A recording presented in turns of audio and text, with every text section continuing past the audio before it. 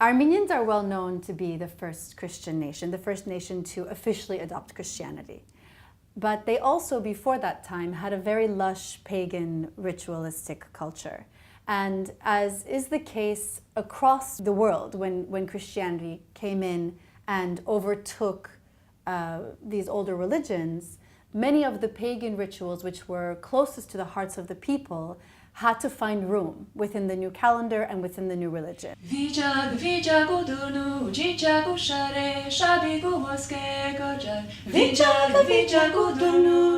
have many examples where we still today mark and honor these older traditions. For example, around the holiday of Hampartsum, which is now Ascension Day, but Hampartsum was a day in which the universe loosened and magical things could happen. So girls would put out bowls of water that had water from 7 springs, and they would put in objects, and that bowl of water would be left under the moonlight. In the morning they'd pluck out an object that represented them, and their fortune will be told through song. We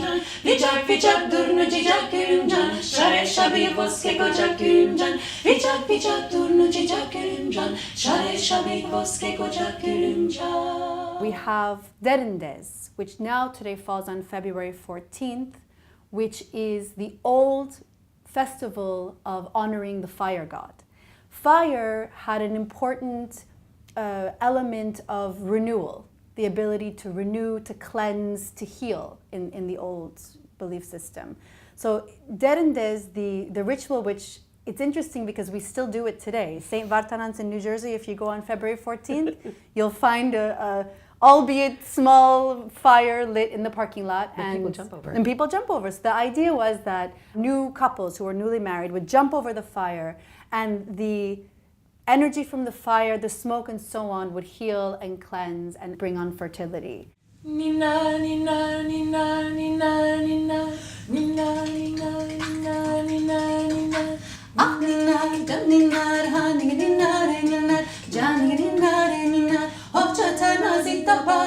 Achnina is another song that's based on a pagan ritual. It's a call for rain. It's sung to Ninar, Zovinar, who's the goddess of the sea. And she's represented by a red doll who's taken around the village, and she is given gifts of eggs from multicolored chickens, milk from the cows, and all these gifts are brought to the banks of a body of water, and she is sacrificed, and the women gather around and then feast on all these wonderful things that she's collected, and this is supposed to bring on rain.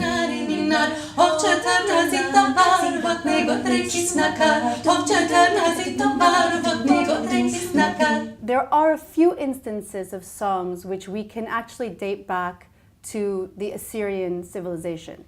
A few songs like Tamzara has to do with the Assyrian god Tammuz, which was the god of food and vegetation. Tamzara is in 9/8.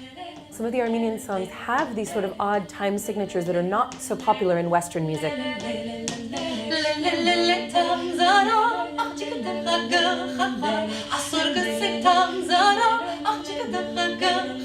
And one thing that's really interesting about the Tamzara is, although it's this 9/8 rhythm, I've been to events and dances where hundreds upon hundreds of American-born Armenian kids are comfortably and with ease dancing to this 9/8 rhythm as though it's been in them maybe for hundreds of years. It naturally just comes, and they're doing the Tamzara. They're all doing this 9/8 rhythm.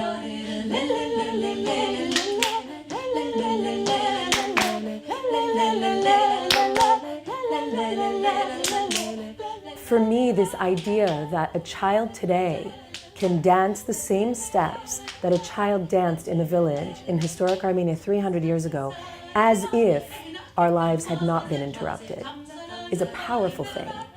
That a mother today can sing a song to a child that a mother sang 300 years ago to her child, somewhere in a barn in a field. That is a powerful thing. This idea of these folk songs sort of living within us and the rediscovery of them tying us to what was, but what is also in us, is a beautiful idea. It's the idea of continuum, it's the idea of preserving a culture that has such ancient roots and that deserves to continue.